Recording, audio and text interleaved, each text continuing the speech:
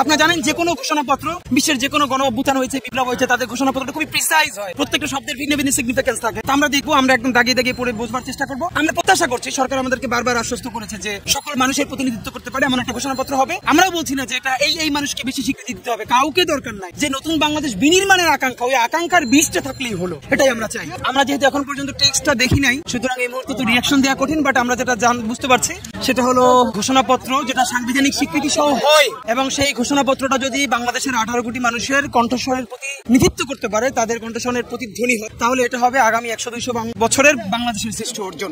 কারণ এই ঘোষণাপত্রের উপরে দাঁড়িয়েই আমাদের জুলাই সনদ হবে, এবং সেই জুলাই সনদের নিরিখে আমাদের নতুন বাংলাদেশ বিনির্মাণের একটা জার্নি শুরু হবে ইনশাআল্লাহ। কিন্তু আমরা যেটা বলেছি, এটা কোনোভাবেই কলকাতার শান্তিনিকেতনের তৎসমবহুল এই যে জনগণের কোন ধরনের সংযোগ ছাড়া যে ভাষা, সেই সংযোগহীন ভাষায় করা যাবে না। এটা আম জনতার 18 কোটি বাংলাদেশিদের ভাষায় করতে হবে, সহজবদ্ধ করতে হবে। যে রিক্সা শ্রমিক, যে ভ্যান চালক, যে সবজিওয়ালা এই রক্তের মধ্যে জীবন দিয়েছে, তারাও যেন এই ঘোষণাপত্র পড়ে বুঝতে পারে, যেন এই ঘোষণাপত্র পড়বার জন্য আবার নতুন করে এখন যেরকম বাংলাদেশের সংবিধান পড়বার জন্য যারা বিসিএস কোচিং করে, তারা সংবিধানের জন্য আবার অনেক ক্লাস করতে হয় শুধু তার ভাষা বোঝবার জন্য, আবার তার টিকা টিপ্পনি। আর আমেরিকার কনস্টিটিউশন হলো তার ট্যাক্সি ড্রাইভাররা পড়েও বোঝে। এর মানে তো এই না যে আমেরিকার চেয়ে আমরা কনস্টিটিউশনালি অনেক পাওয়ারফুল রাষ্ট্র, তা তো না। তা আমরা এই জন্য বলেছি এই ঘোষণাপত্রকে যেহেতু সাংবিধানিক স্বীকৃতি দেওয়া হবে, এটা 18 কোটি বাংলাদেশের আপামর জনসাধারণের যে জনতার জবান, সেই ভাষাতেই হতে হবে। এখানে কোনো ডান ঘরানা, বাম ঘরানা, মাদ্রাসা, স্কুল, কলেজ, বিশ্ববিদ্যালয় একক কোনো স্বীকৃতির দরকার নাই। এখানের প্রধান সৈনিক আমাদের